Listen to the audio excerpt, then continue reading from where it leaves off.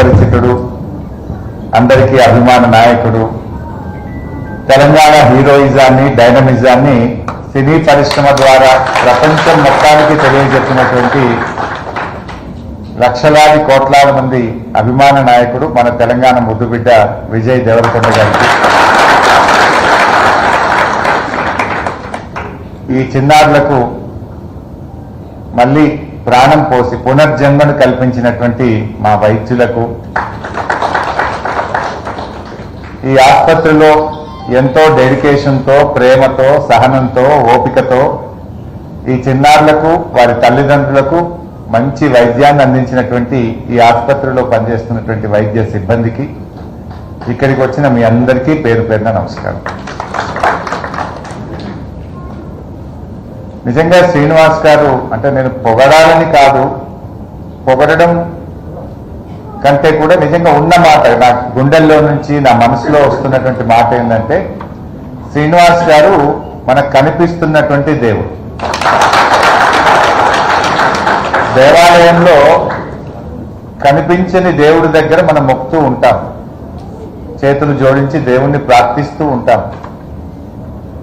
మన కష్టాలను దూరం చేయాలని, మన బాధల్ని తొలగించాలని మనం కనిపించని దేవుడిని మనం ప్రార్థిస్తూ ఉంటాం.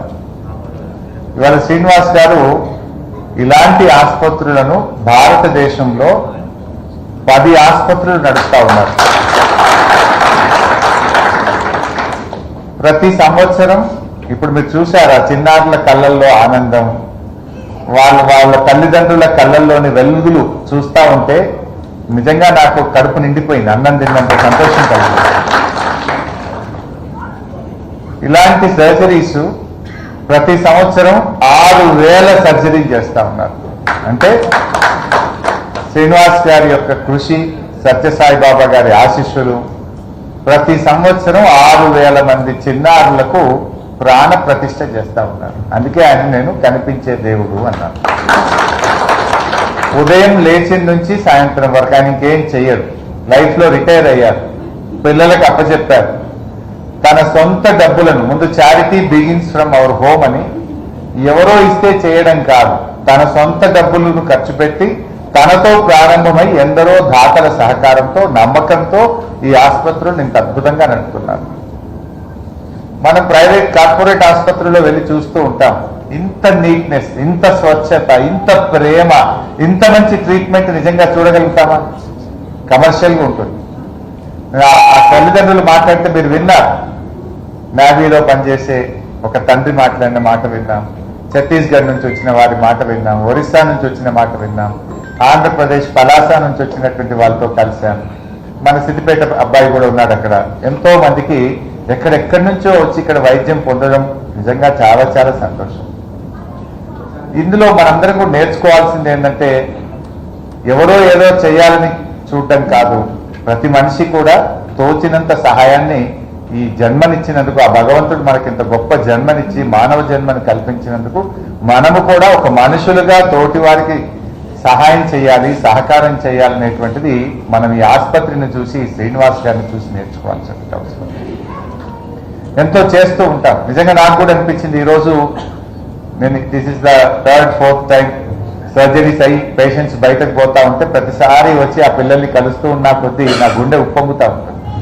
అంటే మనం చేసిన ఒక ప్రయత్నం ఈ సమాజానికి ఉపయోగపడుతుంటే అంతకంటే ఇంకా గొప్ప ఆనందం ఏముండదు. ఎవరమైనా పుట్టినవాడు గిట్టక మానదన్నట్టు ఈ జీవితం ఎవరిది శాశ్వతం కాదు.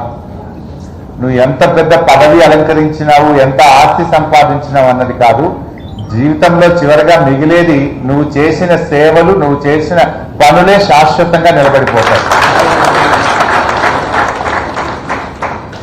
మనం చేసిన పని చరిత్రలో నిలబడుతుంది. వ్యక్తులుగా ఉంటాం, వెళ్తాం, బట్ ద వర్క్ రిమైన్స్, అది ఎప్పుడు నిలబడిపోతుంది.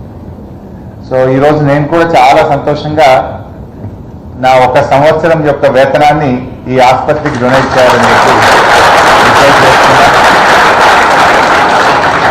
ఐ సెండ్ ద చెక్, ఈరోజే చెక్ కూడా పంపిస్తాను. అంటే ఎందుకంటే ఈ ఆసుపత్రి సత్యసాయి సంజీవని ఆసుపత్రి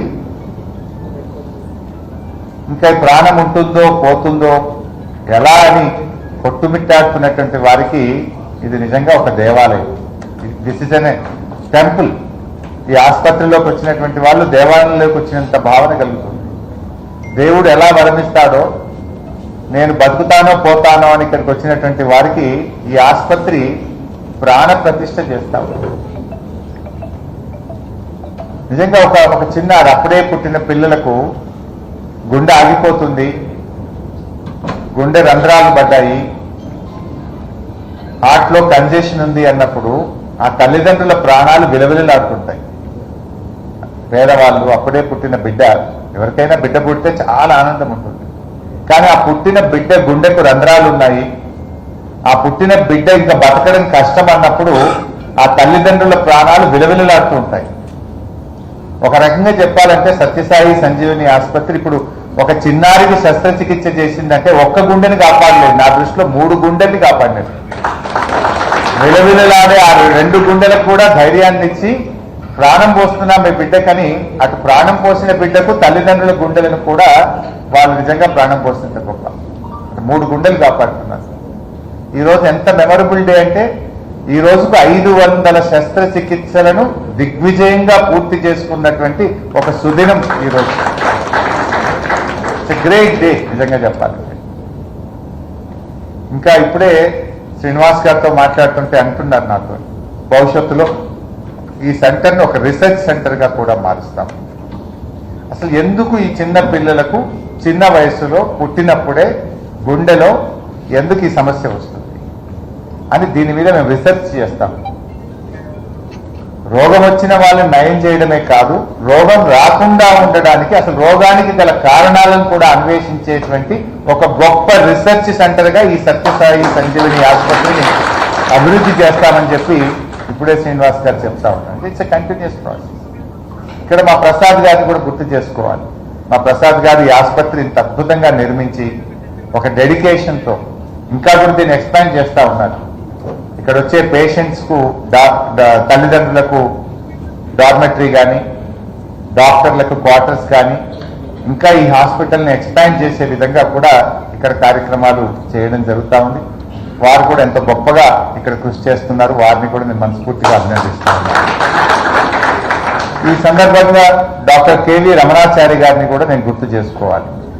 కేవీ రమణాచారి గారు నా కోరిక మన్నించి ఈ స్థలాన్ని కేటాయించడంలో, వీరిని నాకు పరిచయం చేయడంలో కూడా డాక్టర్ కేవీ రమణాచారి గారికి నేను హృదయపూర్వకంగా ఆయన గుర్తు చేసుకుంటూ ఆయనకు కూడా నేను ధన్యవాదాలు తెలియజేస్తా ఉన్నాను.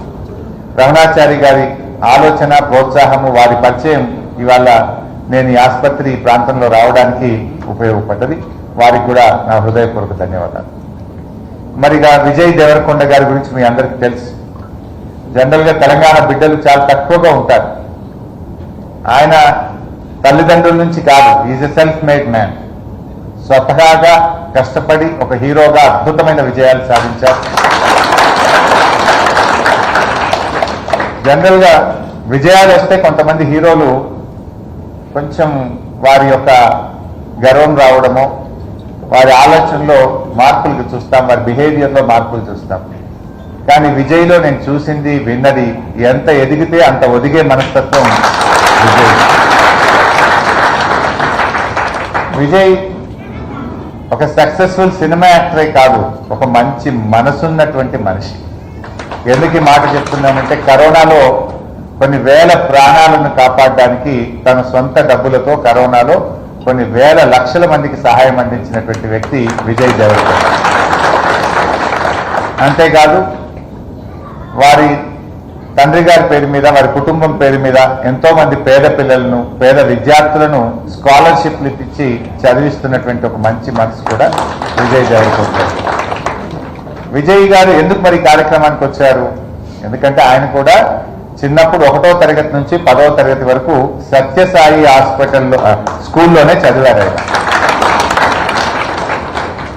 పుట్టపర్తిలోని సత్యసాయి పాఠశాలలో 1వ తరగతి నుంచి 10వ తరగతి వరకు చదివి బాబా భక్తుడిగా, బాబా బిలీవర్గా, ఇలా బాబా గారి ఆశీస్సులతో ప్రారంభమైన ఈ ఆసుపత్రిలో 500 శస్త్రచికిత్సలు పూర్తయినటువంటి నేపథ్యంలో వారిని ఇక్కడికి ఆసుపత్రి వరకు పిలవడం జరిగింది. Because he has lot of attachment to Baba and to this institutions. అందువల్ల వారిని కూడా ఇక్కడికి పిలుచుకున్నాం. ఇంకా తప్పకుండా ఈ ఆసుపత్రిని ఇంకా ఇంకా ఎదగాలి, ఎంతో మందికి సేవలు అందించాలి, మనందరం కూడా సహకరించాలి. ఇక్కడ ఉండేటువంటి లోకల్స్ కానీ ఇక్కడ ఉండేటువంటి మనందరం కూడా వారిని ఎంత చెప్పినా తక్కువే, ఎంత మాట్లాడినా తక్కువే వారి గురించి. Can we imagine? ఒక వ్యక్తి నిస్వార్థంగా తన జీవితాన్ని డెడికేట్ చేసినారు శ్రీనివాస్ గారు. బాబా గారి అడుగుజాడల్లో, బాబా ఆశయాలకు అనుగుణంగా బాబా గారు అందరినీ ప్రేమించమన్నాడు, అందరికీ సేవ చేయమన్నాడు. నేను పైన చూశాను,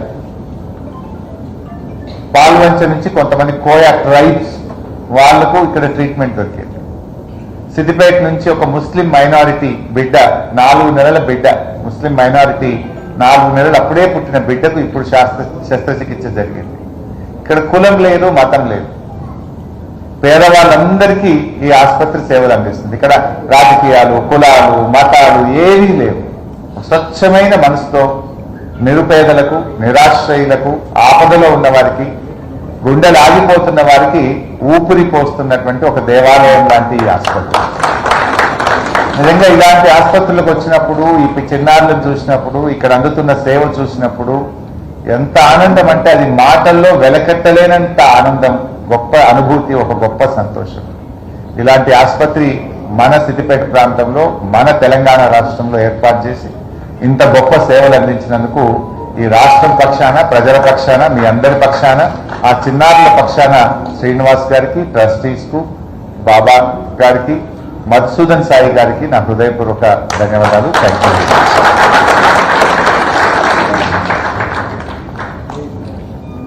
యూ సార్.